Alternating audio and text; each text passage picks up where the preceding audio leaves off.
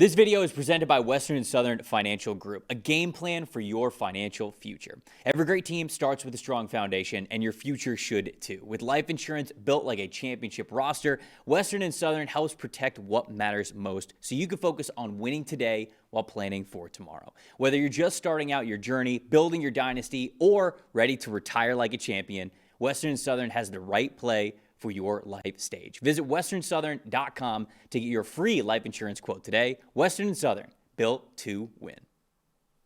We got a lot of games that we're going to get to here, but we start, as we always do, with Sunday Night Football. And you mentioned the Chiefs were one of those teams, Patrick Mahomes on the outside looking in right now in a major way, below 500. Now they're in a spot where they have been eliminated from winning the AFC West, which means that for the first time in God, what is it? 9 years, isn't it? Didn't they win 9 in a row? I thought it might be even longer than that. We'll look this up in a second. I thought it was 9. 2015, it was Denver.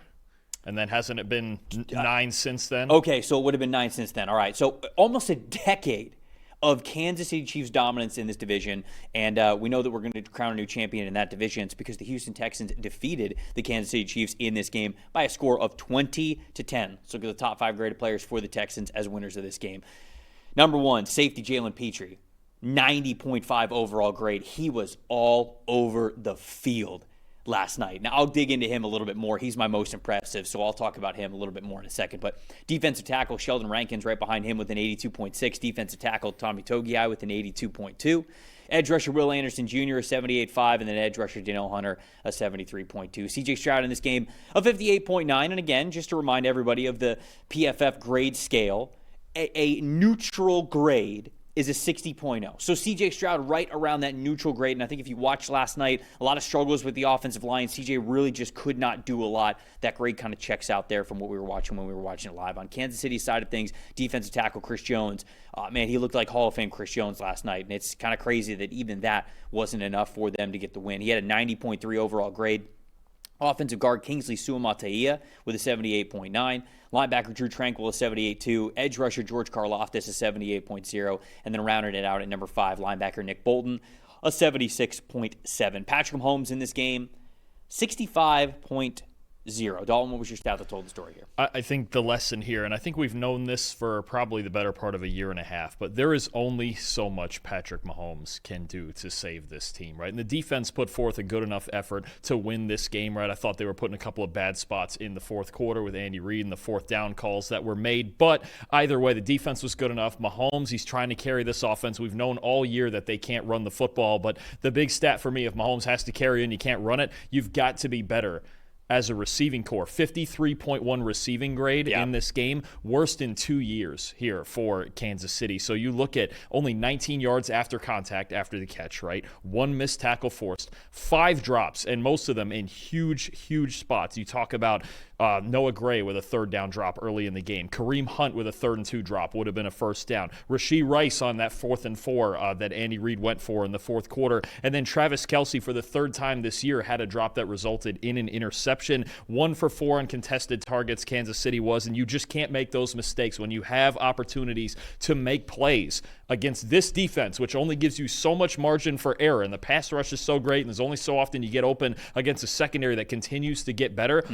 The Chiefs around Patrick Mahomes, it has to be said, they're just not good enough. Yeah. We knew that in the run game, but in the passing game, guys like Rice and Xavier Worthy and Kelce, they have to come through more consistently. They didn't do that in this game. That's why the Chiefs only had 10 points on the night. Yeah, I'm totally with you. It's not like Patrick Mahomes was perfect. I'm not trying to absolve him of all blame here. I think that there are things that Patrick Mahomes has been just a little bit off with this year, where at times over the course of their Super Bowl runs, it feels like he's just putting the ball exactly where it needs to go every single time. This year, it's a little bit different. It's a little bit off. The accuracy's not quite as pinpoint as it has been in the past, but still, a lot of these passes are hitting these wide receivers in the hands. And you talk about the 5 drops. The first 3 drops that we have recorded, 3rd down, 4th down. And it's like, okay, well, if Mahomes is hitting you in the hands and you're dropping the football on those crucial downs, you're already putting yourself so far behind the 8 ball because, like you said, you know that Houston's going to lock in on defense. And then when you look at the last drop, it was the Travis Kelce drop,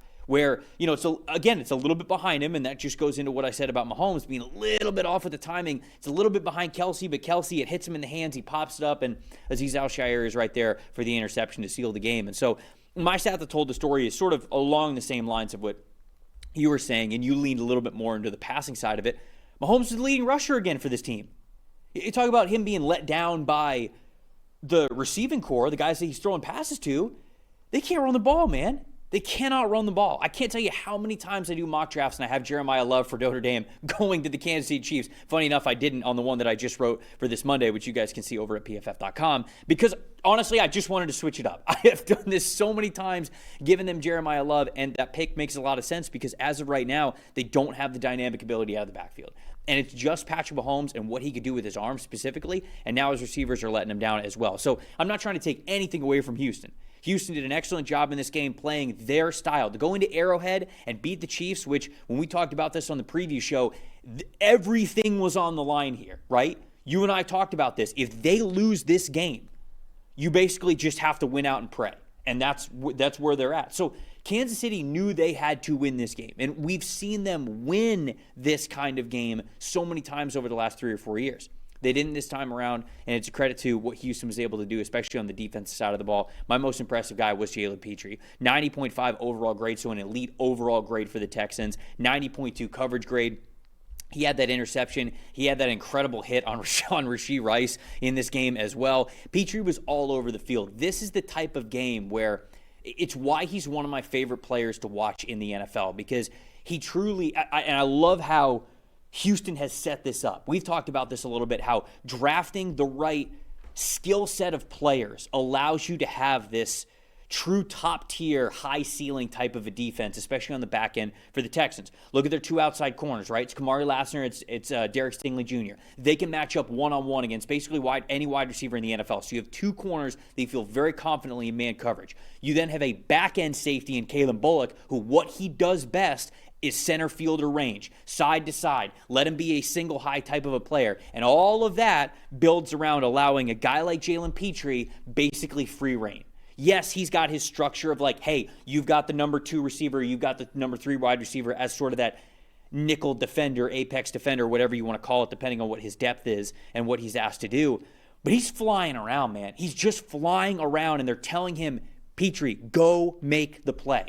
And he did so many times in this game, and he was so impressive. And he's representative, really, of their entire defense. They just constantly attack the football at all 3 levels, right? He's among the most aggressive of them. But Kalen Bullock does the same thing on the back end. Kamari Lassiter with the interception in the 4th quarter in this game. Obviously, the pass rush doing what they do constantly. I believe Hunter and Anderson combined for, was it 13 or 15 pressures in this game again? And they didn't get Mahomes down very often, but they made him get rid of the ball and move before he wanted to. So this defense is easily in the argument as the best defense in football. They just went into Arrowhead and allowed 10 points to Patrick Mahomes and the Kansas City Chiefs and got the biggest win of their season. And now, right now, because of a tiebreaker with the Colts and where the Colts are, Texans are the 7th seed. They're in the playoffs, and they're in a hot race now for the division title with the Jacksonville Jaguars. It's going to be a lot of fun in the AFC South down the stretch. My most impressive guy, I just want to shout out Chris Jones because he did everything he possibly could to win this game. 92.4 pass rush grade, 8 pressures, a sack, a batted pass, a 25% pass rush win rate. He was unblockable. You mentioned the Texans and CJ Stroud really struggling to get things moving,